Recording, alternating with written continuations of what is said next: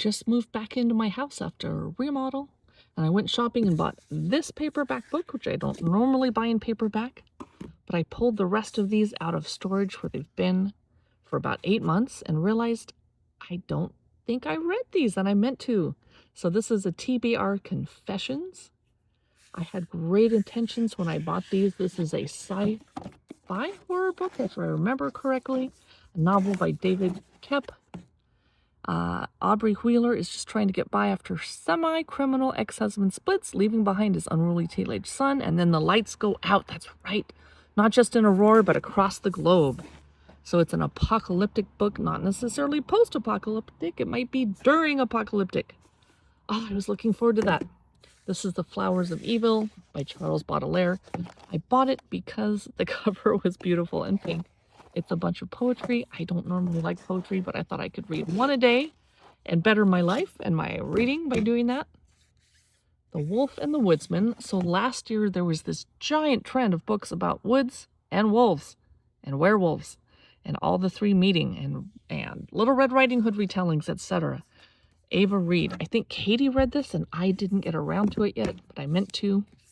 The Retreat. I was pretty excited about this one. Sarah Pierce.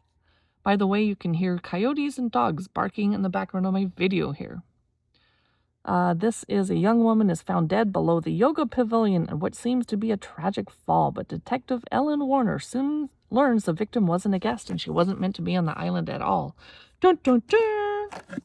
So I spend lots of money on books, and I think I'm a book collector, not necessarily an avid reader. I love reading, but I have a very busy life. Did you know that Katie and I run close to 30 blogs, 2 podcasts going on 3, multiple Instagrams, multiple Pinterests?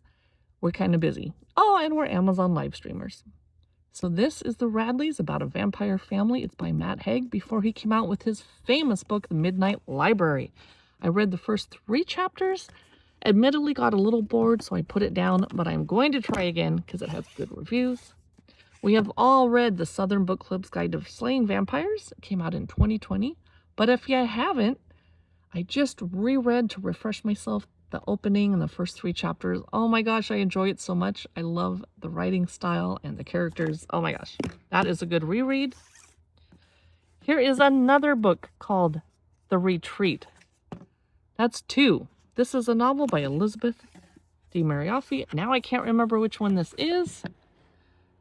Maeve Martin arrives at the Highwater Center for the Arts, a gorgeous lodge nestled deep in the Rocky Mountains, determined to begin her own dance company. Oh, it's dance drama, but then an avalanche strikes and everyone is trapped. Drama ensues. This sounds like a good wintertime read. I'm going to do the same thing I did last winter, put it aside for a snowy day. Unfortunately, when the snowy day came, I was 4 hours away from my books that were packed up. Child Zero, Chris Holm. This is going to be, let me remember. Well, let's take a look. It began 4 years ago with a worldwide uptick of bacterial infections, meningitis in Frankfurt, cholera in Johannesburg. Antibiotic resistance soon roiled across the globe. Another post-apocalyptic book. Woo! And I'm guessing, if I remember correctly, because these books have been in storage for about a year, the child is the one person who's not susceptible. So they probably need their blood and stuff. Okay. This is more of a sci-fi read. Axiom's End. Lindsay Ellis. I'm trying to refresh myself what this is. Truth is a Human Right. It's fall 2007. A well-timed leak has revealed that the U.S. government might have engaged in first contact. Oh yes, alien book. I'm so excited.